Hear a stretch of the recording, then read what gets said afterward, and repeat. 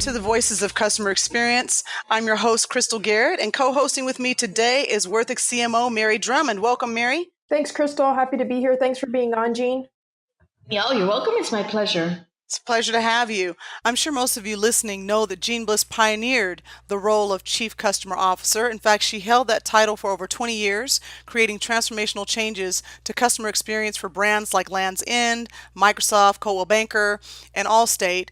She's currently the President of CustomerBliss, where she guides the C-suite and CCOs around the world, and she's a sought-after speaker and thought leader, and the author of 3 best-selling books and co-founder of the Customer Experience Professionals Association. So, Jeanne, you've been called the godmother of CX, and if you're the godmother, I'd venture to say that Joe Pine is probably the godfather of CX. And we podcasted with Joe, and one of the first things he said to us was, when people say customer experience, they're not talking about the same thing I'm talking about. So for you, when you talk about customer experience, share with us what you mean by it. Well, yeah, and what's interesting is I've lately even been using X, not just customer experience, because like Joe says, there's a lot of confusion. People think of it as service or whatever. For me, it's creating an environment inside an organization that enables people to deliver value and a very deliberately crafted experience to enable customers to achieve their goals. So it's a growth strategy that's grounded in understanding and delivering on people's lives and their needs. And it's got a different starting place than most organizations start. Great. Jeanne, I read your book just recently, and it's a great book. And one thing I noticed is how easy it was to read. Would you do that to your mother book? Yes. Yes. And I loved the whole idea that surrounded it, which is basically it's an exercise in empathy, right? It's Imagine that the person on the other end is someone that we love. And the format that you used was very actionable. You used a lot of storytelling. You offered a lot of almost like consolidation exercises to the reader. And not only that, you also added social tools and a resource page and a hashtag that sort of accompanied that. So the book was written in a way that it went straight to today's market, right? Tell me a little bit about that idea, the idea of distributing it and the hashtags and the resource pages and all of that. Sure. Well, I've been doing this work for 35 years, and customer experience or experience has become a thing in the marketplace. But what happens when something becomes a thing in the marketplace is that it becomes less understood. It becomes more complicated. There actually inadvertently become more barriers to achieving it. And so what I really wanted to do after having written, this is my 4th book, was create a simplified toolkit like you identified. But also what we know is often these roles, we feel like we're alone in them. And so the point of the social page, Make Mom Proud, is twofold. 1, pay honor to people's moms, but 2, let's celebrate and really amplify people's actions and prove to the marketplace that companies are taking actions. But that this transformation doesn't happen overnight. It's one action, then another action, then another action that starts to prove and create a path moving forward. And so, I've written a hard book, my Chief Customer Officer 2.0 book, for example, is the mechanics inside of the organization. But what I'm hearing and what we're all hearing is that people are stalling out on these efforts.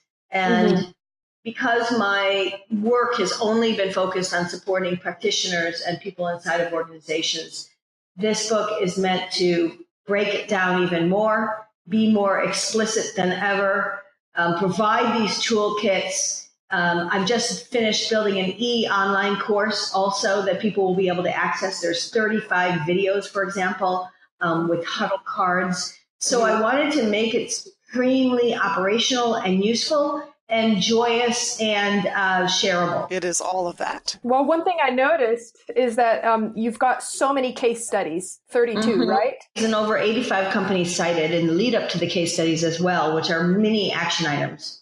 Right. So, and you explore in the case studies themselves, you talk about the pains. You talk about the solutions, and then ultimately you correlate all of those things with the financial results, with the profitability and the growth metrics. And one thing that we know from the CX industry is that a lot of professionals complain, or part of the pains of the market is being able to prove that ROI to their C-suite and to their bosses. Did you have that in mind when you were writing those case studies? Was that sort of a response to a cry from help from the people who follow you and the people that you speak to? Well, of course, you've got to ring the money bell. Sure. You've got to make what you do. The CX is a growth strategy. It's not, kumbaya, we are the world, something we're doing, we're doing it because we have a calling for it, but it is a growth strategy. And ironically, this is a format that I used in a book that came out in 2009 called I Love You More Than My Dog. Mm-hmm. And I did the same. I actually organized the case studies in the same way, because the feedback I got then was one-page case studies are highly consumable. Mm-hmm. And the impact then creates a proving point for each thing. And then you'll notice next to each case study is something called a mom lens, which is really a reflection page. Are we doing it? How are we doing it? Are we close to doing it the way this company is doing it, who got these results? Well, one thing that you consistently address throughout your book is the importance of placing the right people with the right training on the front line. And once you've got those people in place, empowering them to act directly on negative customer experiences, right? So there are several companies that you mentioned in the book as Zappos, well. Chewy. Like Zappos, yeah. Mm-hmm. And you call them Make Mom Proud companies, right? Right. The case study companies I labeled as a case study to make mom proud. That's right. Mm-hmm.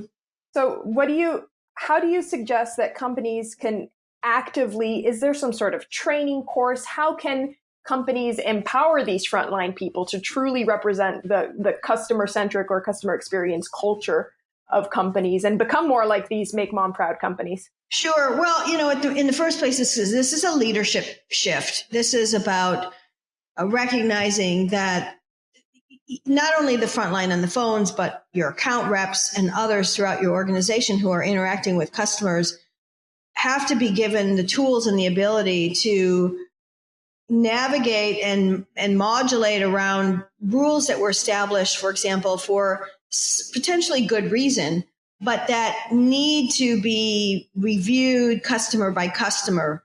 However, two conditions need to exist for that to happen. Number one, companies, as I talk about in this first chapter called Be the Person I Raised You to Be, all around enabling employees to thrive, you have to hire the right people. So in many industries, that may mean rethinking and evaluating the skills that you hire, the skills that you look for, but then the investment that you make in developing people.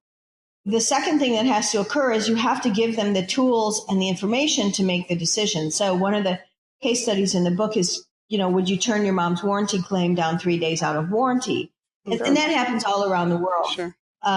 Without tools and information, and then the third piece, trust, you put people in a position of being policy cops. Call any airline and you interview policy cops.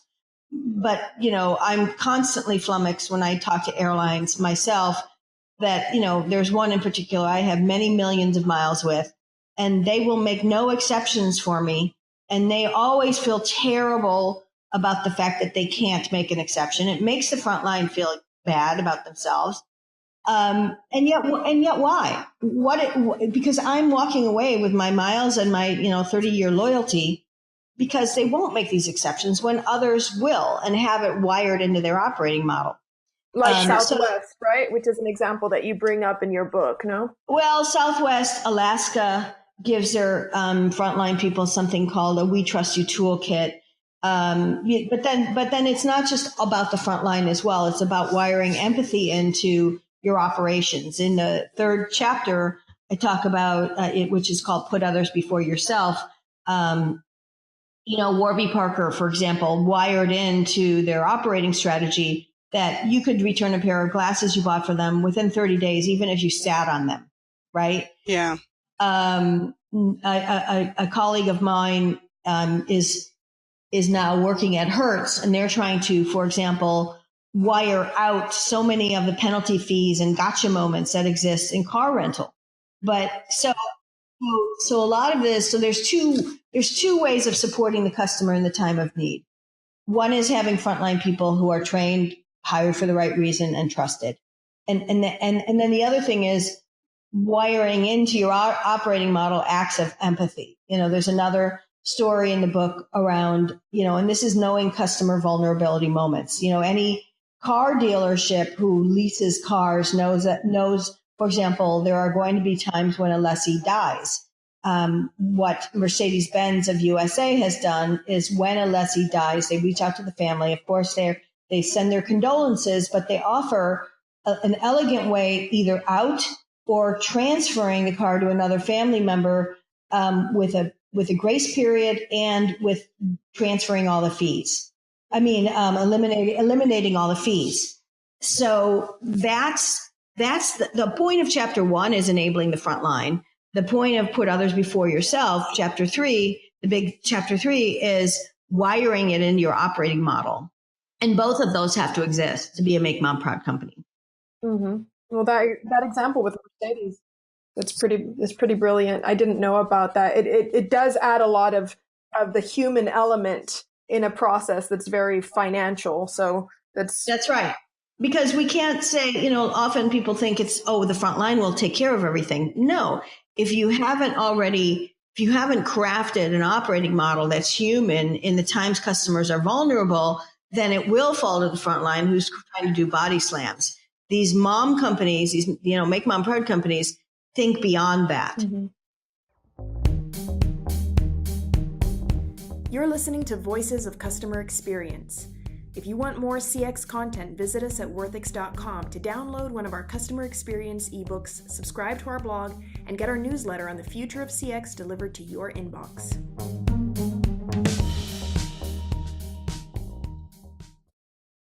Yeah, one other thing I read in your book is an example of a company who got rid of the term policy, right? Our policy, because it's also something that has we receive it so negatively. When people say policy, we already know, oh boy, that's right. Here's a gotcha moment right there, right? That's right. Well, and it's demoralizing. Yeah, it's demoralizing in the front line who has to deliver it. Some of the impacts, things that I'm proving out in the book are cost savings and also things that prosperity moments, right? If you, and that was an example of Vail Resorts, one of the most expensive skiing experiences in the world. They got rid of the term, their people can't say the word our policy is, or not my job, or next. That's or good. Any of those things that kind of make you feel transactional, or that you're just one of many people in a bucket machine, churning through a machine. Because there is a cost to demoralizing employees, and that's that employees leave and your turnover is constant, and turnover is expensive. It's expensive in terms of finding new people, training new people, and it's expensive because it's a direct hit on your culture. Right. Purpose over policy. Yeah. You talk about the importance of hiring the right people for your front line. What are some of the elements that recruiters should be looking for when hiring these frontline people that'll actually make a difference to the customer experience? Well, and again, I would say that hiring people with core values has everything to do with not only the front line, but throughout the entire organization. There's a great story that starts that chapter where Indra Nooyi, the CEO of PepsiCo, writes letters to the top leaders of her company, saying to the parents, saying thank you the mothers, right? The mom and the dad for the values they instilled in their children who lead PepsiCo. So, a great story I love to tell on stage is that, and I don't know if this is still done. I'm pretty sure it's still done. Many organizations take their leaders out. For example, IHOP, the CEO of IHOP would take her leaders out to a breakfast at IHOP. And the reason was to watch how that potential hire candidate treated the wait people. So the best companies put their candidates and then who they hire through activities and paces to get to know the human behind the resume. The case study in the book talks about a company, an unexpected case study, but amazing, called Pal's Sudden Service. It's a hamburger and hot dog stand in Tennessee. They have 26 locations. This place has won a Malcolm Baldrige Quality Award because they're so efficient in their processes, but they wrap a huge dose of humanity in that. They use a 60-point psychometric survey to understand the teenagers and the teammates they're going to put inside this building that looks like a big hot dog on the front of it. And these are questions like, in general, I feel good about myself. I believe it's important to trust people when I first meet them. If I raise my voice, I find I get attention, because they're identifying ways to get to know the human. Other companies like Southwest will spend weeks putting people through role playing. They write their own crests. They do plays and things so people can observe who they are as people. If you interview at Zappos, you get a nice woman, probably in sneaks, jeans and a sweatshirt of some sort, picks you up in the van from whatever hotel you're staying at.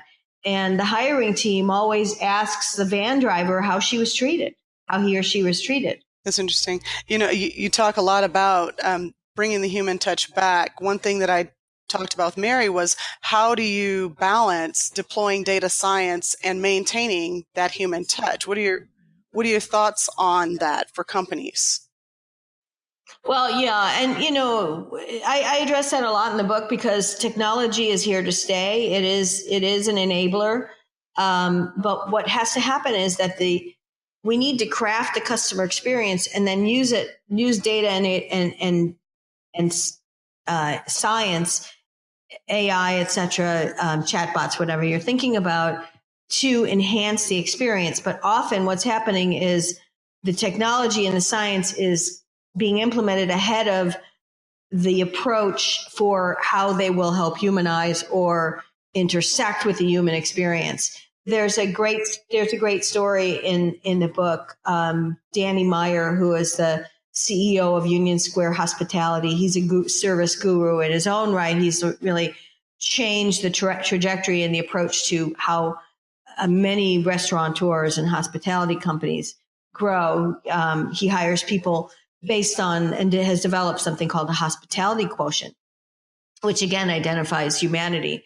But what he says is there's two reasons why people in his restaurants would wear Apple Watches. One is the sommelier would have one on to know when to go top off people's wine. And the other is the valet would have one on to know when to bring the car around when someone is paying their check.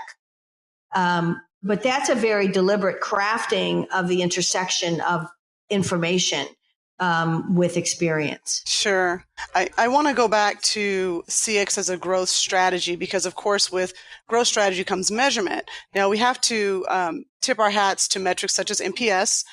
They're responsible for jumpstarting the CX revolution and, gave the industry a score. And as Peter Fader pointed out, for the first time, it set companies down the path of realizing that all customers are not the same. But that was 15 years ago. So it seems like, things have morphed into a system where the C-suite is passing out rewards based on scores. And sometimes, companies go as far as pleading tens, from their customers, which is the unthinkable. But what are your thoughts on this system? And is it what you'd hoped or imagined for the future of CX? Well, there's actually a story in there called "Don't Make Me," don't know about no survey score begging, and I've been railing against survey score begging since the late 90s. Yeah. There's a story in there around when I got to one of the organizations I was inside of leading customer experience. There was a big gold roll of foil stars or foil circles that said, give us a 10, that they were sticking on every survey that they sent out to customers. And I, very unceremoniously and in a huge gesture, kind of started throwing those in the garbage can. I wasn't very popular at the time. what I'm an advocate of is not the score, but the storytelling. And most importantly, coaching at the front line and leadership conversation. The language of leaders has to shift. Sure. Dashboards are easy because they give you what seems like a simple red, yellow, and green dot or a score to evaluate where we are, but it's actually giving people false positives. Right. Yes, you may have promoters, but there are things promoters don't even like. Yes, you're getting feedback from that source, but I believe in capturing multiple sources of information. You've got social media, you've got contact center information, you've got information from your front line, we've got AI or behavioral information, we've got the actual screenshots and things customers go through. We have got recorded calls from the call center. What I do with my clients is we actually amass all that information, and instead of it all being presented at separate times to separate leaders, organize it by stage of the journey to tell the story of the customer's life in that stage. Now, what will happen, and yes, the survey verbatims and the score are there, but they're at the end. As a result of the experience we delivered, here's what customers are feeling on social. Here's the trending of what's going on in from our call centers and the reasons people are all calling. Well, that makes sense because operational, here's where we are, and customer behaviors are identifying that they're falling off 30% of the time because they can't get through something. Here's the paperwork we send them and the screenshots. We sent you out to try to do it. We got to drop experiential learning in there. How did it go for you? And then finally, here are the verbatims we get back in our formal survey tool where people talk about it. And this is the score we've earned. And so what you see there is that the score comes at the end if you must use a score, but it's not the beginning. The other thing that has to shift, two other things have to shift, is how leaders ask for accountability. You know, if you ask for a score, it's really difficult from an operational standpoint to unpack that and to figure out how to drive teams to go be accountable to solve something, because people tend to then try to attribute a portion of the score to their operating area. Right. When in fact, if you instead have leaders ask for accountability by stage of the journey or goals or whatever missions, customer missions, what you can say is, okay, let's look at everybody's operating KPIs. Let's look at ultimately the feedback we got that's attributed to that part of the journey. And then let's go figure out what's causing this, versus you win, you don't, you win, right. You don't, which is we're trying to turn it into black and white. And then leaders have to ask for accountability, not by the score, but by customers' lives. And then the other piece is coaching at the front line has to be about behaviors that earn customer peace of mind, earn customer advocacy, and get rid of this begging. This begging is bad. Right. I agree. To hear more from CX pioneer Jeanne Bliss, you can visit her at CustomerBliss.com or follow her on Twitter at Jeanne Bliss. Her latest book, Would You Do That to Your Mother?, is available on her website or at Amazon.com. Well, Jeanne, you basically answered this question with your last answer right here, but I still want to ask because I've been curious about this for a really long time. I came across a blog post a couple of months ago, and it was a brilliant blog post of what they did is they ran a net promoter survey with CX thought leaders, and they to give an NPS score to NPS. Do you remember this? Oh, yep. Right. And I was actually quite intrigued by the fact that you gave a passive score to NPS. Turns out NPS has an NPS score of 32, which I found was kind of funny. But then when I looked into it, maybe a couple years back in 2010, you were a fierce advocate of the use of NPS. And I feel like that has shifted a little bit. Does it have to do with what you just said about how experience has shown that numbers and scores represent only a single part of customer experience? Well, by the way, I have to tell you, they took what we said and then assigned our score, so we didn't give the score. Yeah, so okay. So I didn't say whatever, but I did give them my feedback, and then they assessed what we were, which is fine. I mean, that makes sense what they did, but it's an evolution. What's interesting is that back in 2010, when I've always believed Net Promoter is a great source, but I've actually, even since 2010, have been one of blending it with other sources of information. I'm just much more vocal about that now. I spent a lot of time and the evolution of my coaching. I coach CCOs and the C-suite and people trying to do customer experience efforts or experience around the world. And what we know is that we're getting traction. There is no one metric, right. And we're getting traction by blending. And Net Promoter may be one of them. Other companies use effort score, and some of them want to use all of them. And then I'm like, why? Tell me why, like it's survey du jour. In fact, and again, so it's not one or the other. It's really, for me, the storytelling and how do you use it to shift culture. In the CCO 2.0 book, I give a very, very clear methodology for building a listening path, which includes aided and unaided, as well as experiential listening. You've got a lot of information that customers are volunteering to you. Yet there's not a common categorization of that among all the places where it's collected. So social media collects it in one way. The call center people collect it in another way. Your Salesforce, great content there, may be collected in a different way. So we have to shore up how we even categorize that and then organize it by stage of the journey. So there's work to be done. I also believe that operational listening, I call what's in the fourth competency in my CCO book, I call your proactive revenue early erosion system. You need to have operational KPIs that customers care about, not that you care about, that tell you before you start getting this feedback that your experience is out of whack. That's good. And so to me, that's part of listening as well. Your KPIs and as well as your customer behavior listening. In SaaS companies and others where you've got customers that are interacting on a regular basis, for example, if you're looking at the onboarding experience, let's say, and in the 3 months that you're trying to onboard a customer, only 20% have gone in, downloaded, and done the onboarding experiences. That's something that if you wire that in as part of your listening and responsiveness mechanism, that needs to be talked about. But yet those things aren't being thought of as part of the listening system. Yeah.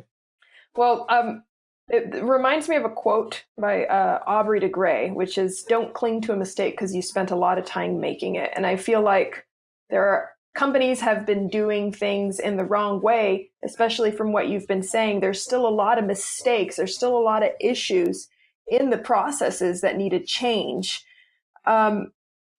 Well, I think it's because people are looking for silver bullets or the simple way to do it, right? Mm-hmm. It's a lot. And again, give them kudos for trying to measure. Mm-hmm. But you can't measure a complex situation like a customer experience without blending a lot of other things. The other thing that has to happen is the numbers don't get people emotional. The numbers aren't the story. The numbers don't get leaders pounding their fist on the table and saying, why are we treating people this way? And so the whole idea of the customer listening path is to create storytelling.